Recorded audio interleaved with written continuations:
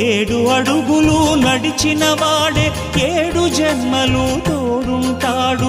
భర్తగా నిన్ను భరించువాడే బ్రతుకు దీపం వెలిగిస్తాడు. అతని హృదయం నాటి చెరామి అగ్నిహోత్రమే అందుకు హామీ. అతని హృదయం నాటి చెరామి అగ్నిహోత్రమే అందుకు హామీ. తెంచుకుంటే తెగిపోతుందా దేవుడు వేసిన బంధం? తెలుసుకో నీ జీవిత గమ్యం, పెంచుకోమానుబంధం.